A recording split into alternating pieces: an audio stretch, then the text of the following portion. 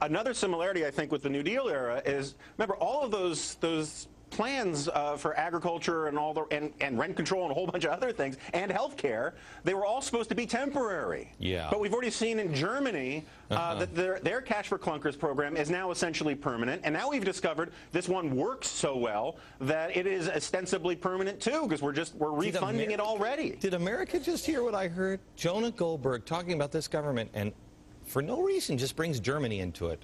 Okay, the Germans. let me show this. Let me bring in Kimberly Guilfoyle. She is here. She's Fox News anchor.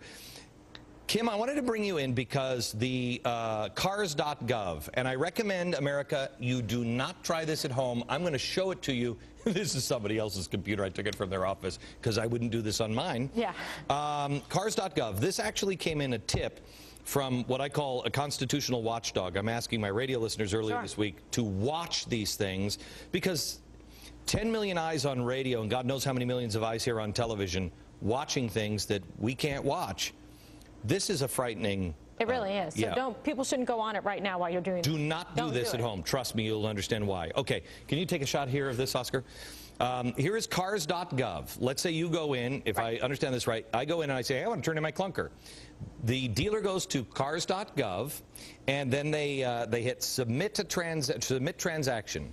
Here it says Privacy Act and Security Statement. And you're just like, oh, it's a Privacy Act of 1974. Whatever, I agree. Now, this is how bad this system is. It probably won't pull up because the system is so overwhelmed. You know, it wasn't a $19 million website. Right, exactly. So it's not going to pull up now, watch. Well, it's thinking, it's trying really hard. Let me show you what it does say when you pull it up. Can you bring up the full screen on what it says? A warning box comes up and it says, this application provides access to the DOT car system. When logged onto the car system, your computer is considered a federal computer system, and it is property of the United States government, or any or all uses of this system, and all files on this system may be intercepted, monitored, recorded, copied, audited, inspected, and disclosed to authorized cars, DOT, law enforcement personnel, as well as authorized officials of other agencies, both domestic and foreign. Good God Almighty. Could it be any more broad and frightening? Here you are trying to be a good citizen and make a charitable contribution, do something that's good. And guess what? They are jumping right inside you, seizing all of your personal and private information. Yeah, not and just that. And it's absolutely legal, Glenn. There's nothing. You know what? In a million years, I wouldn't click continue. You can't.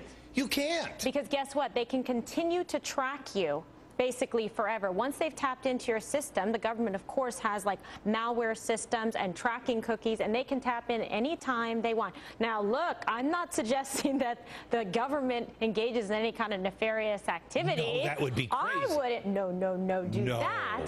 But you know what? They said for any intended use, purpose, foreign, domestic, it's so broad that they can just about do anything with it, saying that it's in the government's interest because they're trying to protect against fraud and that type of thing. I have to tell you, I mean, can you believe that? I mean, seriously, they get all your information. Yes, actually, I do, because I know who our czars are now, and I think this collection of these czars, these are evil people. These are wicked, crazy, frightening people. Yeah. Jonah, where do you even go with this? Where do you even go with this? The thing is that we can separate out what the intent might or may not have been. I mean, maybe this is just someone being really stupid in the federal government. No. But the reality of it is, it's possible. Like, it's possible. Really? Is it? Okay, you're right. Look, as a conservative... Tell me the one about Goldilocks. Yeah. Look, as a conservative, you always have to hold out the possibility that government people are just stupid rather than evil. No.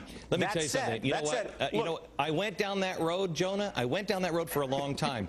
But all of this stuff fits together. When you see the czars that they're putting up there, it all makes sense. These are people that just think that they're smarter than us and not only have to take care of us, but they need to make sure that they take care of the things they need to take care of because it's better for the collective.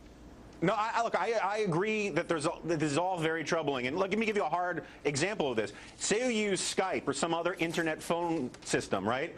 if you're on the phone while logged in on this thing, according to this, according to the lawyer I talked to before, Kim can verify this, the government can legally listen to your phone call. Good. It can check out what websites you've been searching. That's because correct. It says that your government your computer is the government's property. Correct. It's legal. There is nothing that you can do about it. If you log on to this at your Right. home, everything in your home is now theirs? Basically, and there's nothing you can do to challenge it. Well, not your couch, Almighty. just your computer. Yeah, you may not like the language, it may be off-putting, but it's completely legal. They're well within their recourse to do so, and it's very broad. It's like an octopus that keeps like regenerating tentacles every 5 seconds. All right. America, we're going to do more on this on Monday. Thank